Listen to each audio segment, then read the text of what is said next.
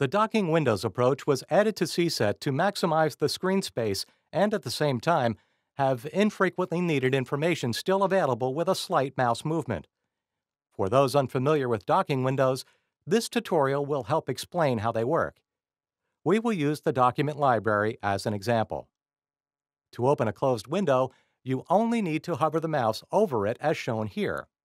It returns to its previous state after you move the mouse away. To keep the window open, click on the pin icon. Let's take a look at the features associated with the docking windows. Once the window is opened, it can be moved off the application and to a new location on your computer screen. It can also be moved to different places in the window. You can see the clickable areas that show up when you click on the top of the window and drag it away from its initial position. When you move the mouse on top of the position, it is highlighted and will move to that location. We'll leave the window on the left side for now. In the upper part of the window, you'll see several icons. The arrow, when expanded, will display options for changing the state and behavior of the window.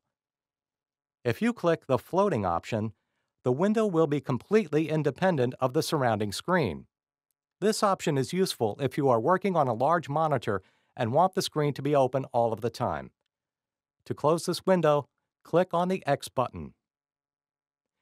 To get the window back, we must use the upper menu item called Windows. We open the menu and click on the Document Library window. This brings it back to its original position. The docking option shown is the default state and is marked with a check.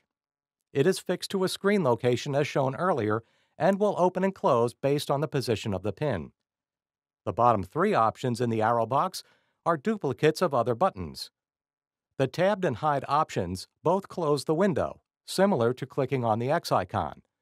The auto hide is the default behavior and performs the same action as clicking on the pin icon. The final button is the pin, which can be used to either pin it open, meaning that the window is open and fixed on the screen, or unpinning it, which allows it to open and close dependent on where the mouse pointer is positioned. Before we leave this tutorial, let's go to the question screen. Here we can see the potential for several docking windows being opened at one time.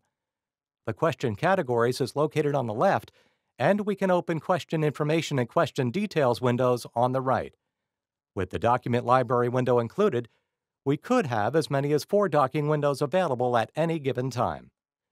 This concludes the docking windows tutorial.